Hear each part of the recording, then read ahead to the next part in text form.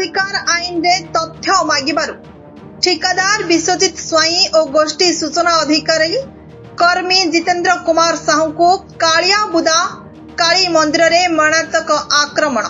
घटनास्थल रे चाउलियागंज थाना पुलिस जितेंद्र को उद्धार करी कटक एसबी मेडिकल ले चिकित्सित कराइछंती। प्राथमिक चिकित्सा परे राति रे मेडिकल रु डिस्चार्ज होइछंती। सूचना योग्य जे जितेंद्र गंडरपुर स्थित अशोक ट्रांसपोर्ट रे कार्यरत अछंती। घटनार जितेंद्र मानसिक और शारीरिक अवस्था स्थिर नथिबारु सुस्थ हेबा परे थाना रे लिखित अभियोग करिवे बोली प्रतिक्रिया दैछंती। विश्वजित स्वाई नामक जने ठिकादार एवं तार जतक गोष्ठी 8-10 जन पशिकी गले माँ के कहीं तू आरटीआई मागिଛୁ असभ्य गाड़ी गुलज कर मो छाती पिठी पेट सबुआड़े बाड़ेले। पुलिस कर्मचारी जो मान थिले मते से घर उद्धार कले मु बंचिली नले बंची न थांती। आंकर मुख्य कथा तांको नारे जो ठिकादारी काम चली आधे व्यापक दुर्नीति करछंती एवं आगुरु से अंचल रे केतक अनियमितता दुर्नीति संपर्क में उच्च स्तरीय तदंत करने लिखित अभियोग देती से राग रखिकी मत आज जो मारिचंती एवं आक्रमण करचंती। मो जीवन प्रति विपद अच्छी।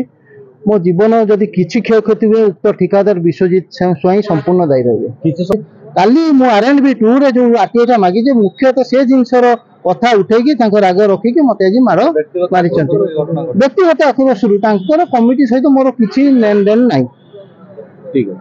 मत छाती में बाड़े मुझे बंचीगली जो बसी पड़े और पुलिस कर्मचारी जो आज मो जीवन पाई ना कौन होता भगवान ना ना अबिका शुणु मो टाइम हो मेडिसिन खाइबी डॉक्टर मेडिसिन लिखी मेडिसिन खाई सारा काली आसिक मुझे लिखित अभियोग देवी निया चाहिए।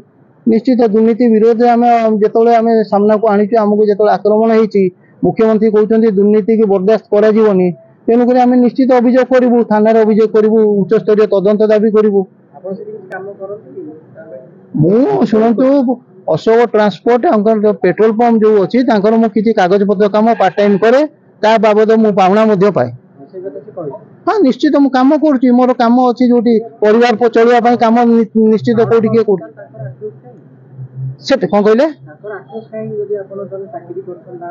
आक्रोश आप मूल कथा कहली से बैठ दौ नी आप कहले खाली कागज आनी हाथ धरी देखी आप तो सीधा कहले काली कागज आने R&B 2 रे काली सकाळू मु देइछि।